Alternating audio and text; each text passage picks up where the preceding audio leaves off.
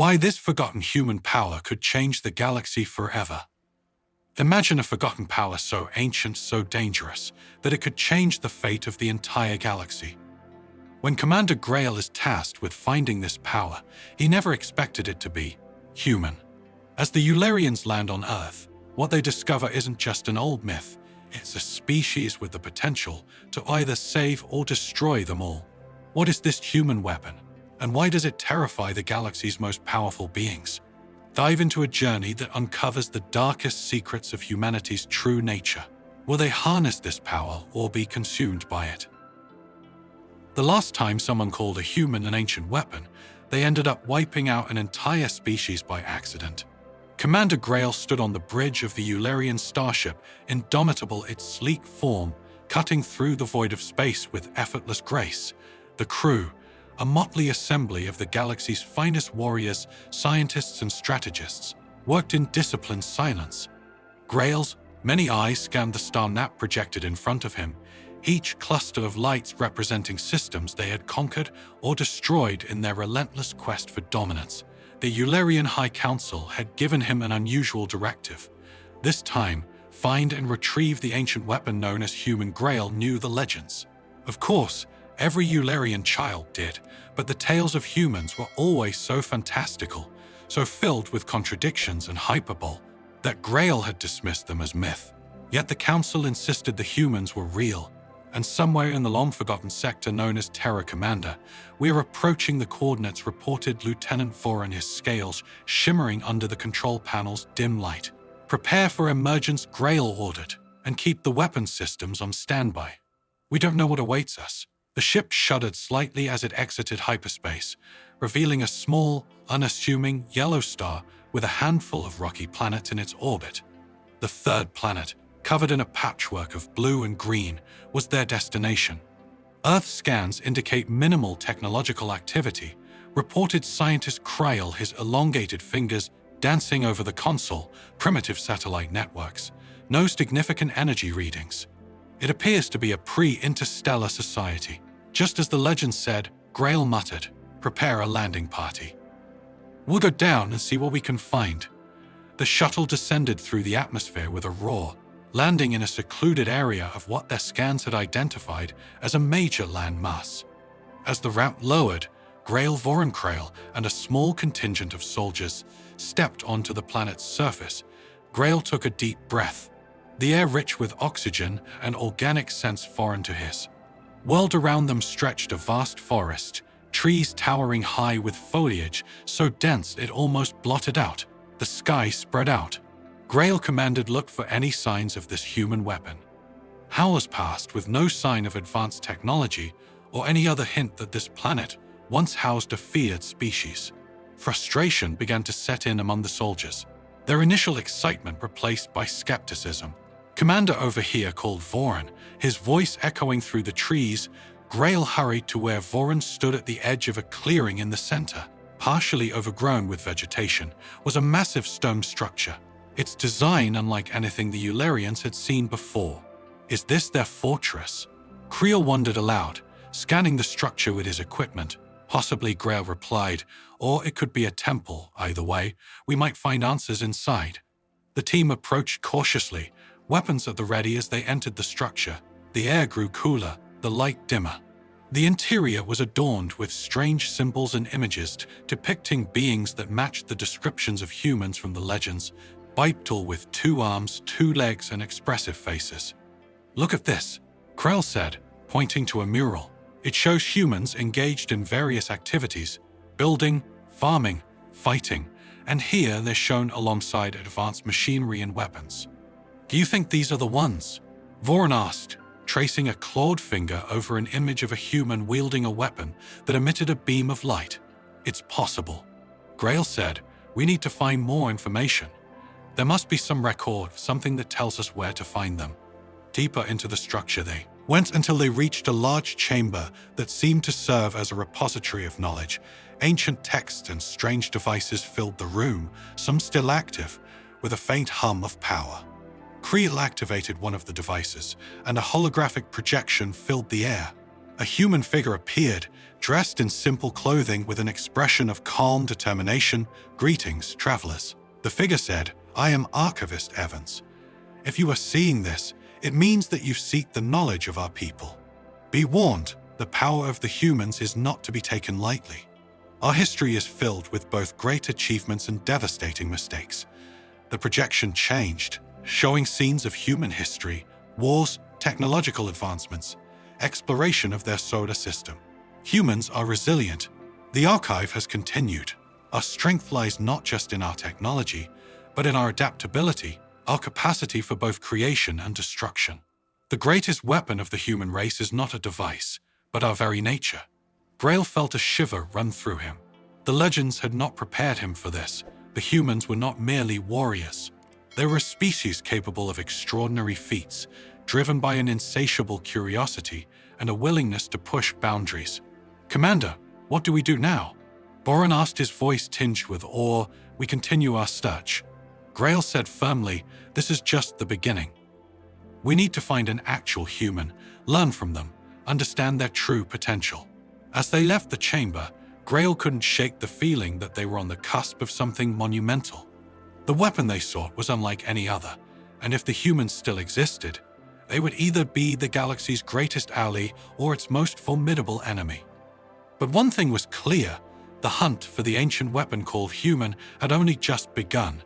The search for an actual human led the Eulerian landing party deeper into the planet's wilderness. As days turned into weeks, the team meticulously explored ancient ruins, deciphered cryptic messages, and followed leads from fragmented holographic recordings. Each step forward seemed to raise more questions than answers.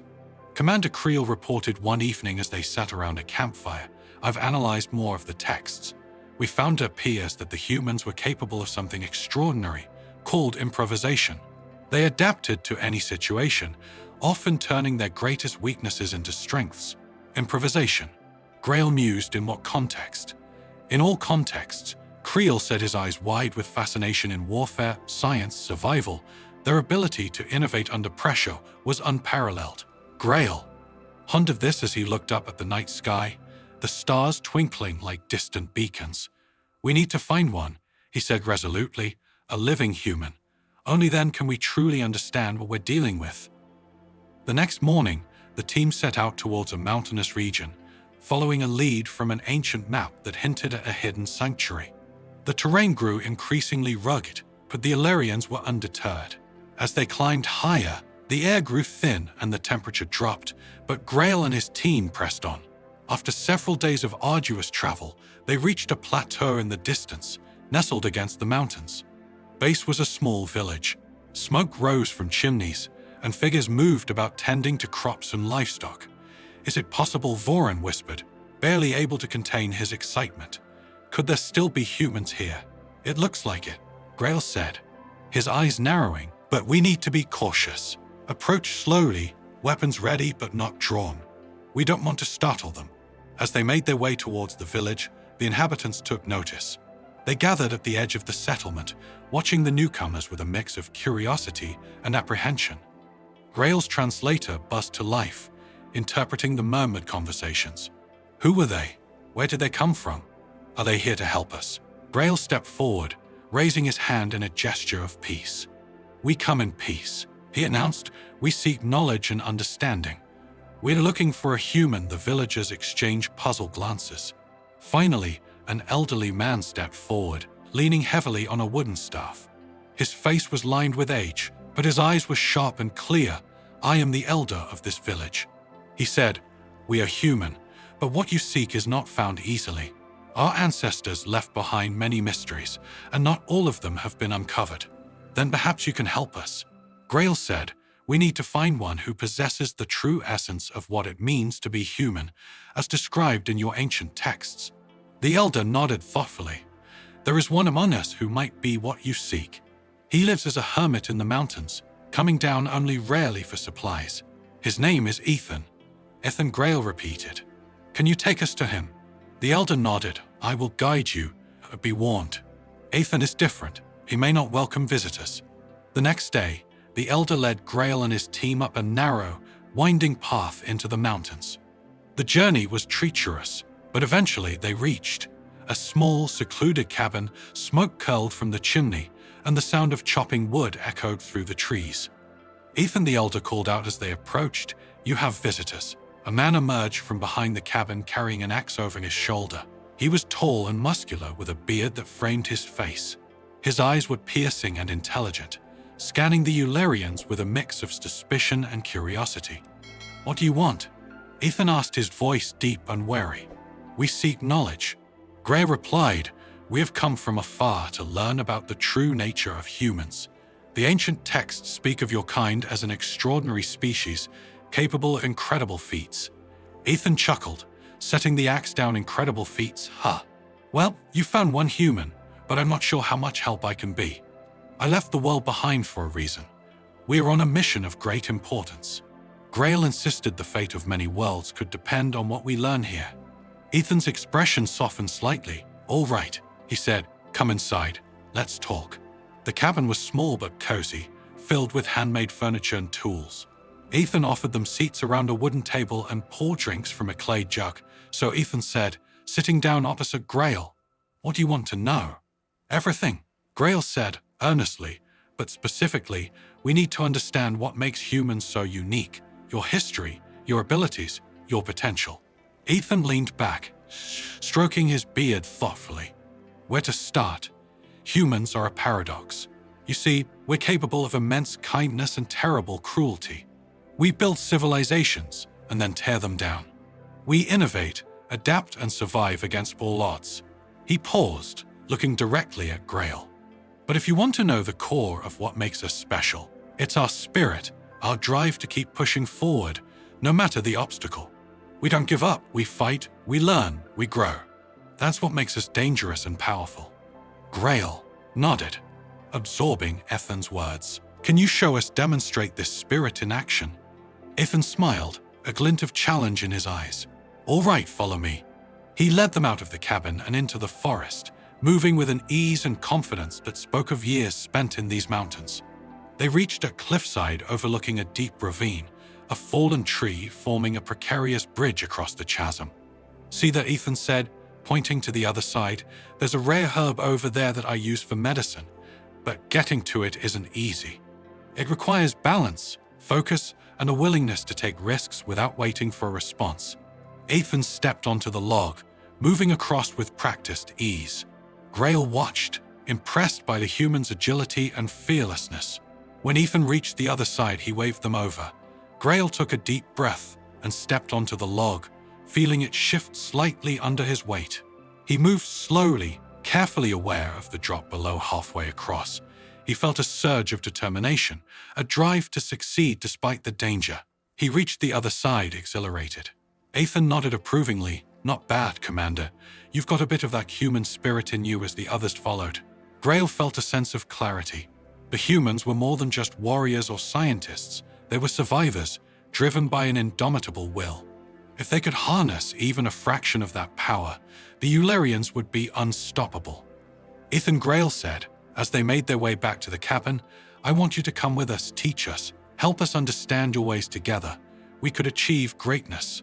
Ethan looked thoughtful. "I'll consider it," he said, "but you should know the human spirit isn't something you can just learn. It's something you have to live." As they settled in for the night, Grail couldn't shake the feeling that they were on the brink of something incredible. The journey was far from over, but with Ethan's guidance, they might just unlock the true potential of the ancient weapon called human. As the weeks passed, Ethan taught the Eulerians what it meant to live as a human. He pushed them to their limits, forcing them to confront challenges they never thought possible. They learned to hunt and gather, to build with their hands and to survive with minimal resources, but more importantly, they began to understand the human spirit, the relentless drive to overcome adversity. One day, as they were trekking through the forest, Ethan stopped abruptly. His eyes narrowing. "What's wrong?" Grail asked. Ethan pointed to the sky. Look, a fleet of ships appeared, descending rapidly through the atmosphere. They bore the insignia of the Draktha Empire, a ruthless alien species known for their conquest and enslavement of other worlds. "The Draktha," Grail hissed. "They must have followed us. We need to get back to the village." Ethan said urgently. Now they sprinted back, arriving just as the Drakthar troops landed and began their assault. Villagers scattered in panic, trying to flee from the heavily armed invaders. "We have to defend them," Grail said, drawing his weapon. "Ethan, can you fight?" Ethan nodded, picking up a makeshift spear. "I can do more than that." The battle was fierce. The Drakthar outnumbered them, their advanced technology giving them an overwhelming advantage. But Ethan fought with a ferocity that stunned both friend and foe. He moved with incredible speed and precision, turning the tide of battle with every strike. Grail and his team fought valiantly. Drawing on the lessons Ethan had taught them, they improvised weapons from their surroundings, using the environment to their advantage. Despite their initial fear, they found themselves inspired by Ethan's courage and determination. But the Drakthar were relentless. Just when it seemed like they might be overwhelmed, Ethan called out, "Fall back to the cliffs. We can use the terrain to our advantage." They retreated, leading the Drakthar to the ravine where Ethan had shown them the precarious bridge.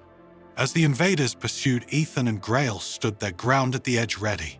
Ethan asked, gripping his spear tightly. "Ready?" Grail replied, his eyes filled with resolve. As the Drakthar charged, Ethan and Grail launched their attack. Ethan leaped onto the fallen tree, moving with blinding speed.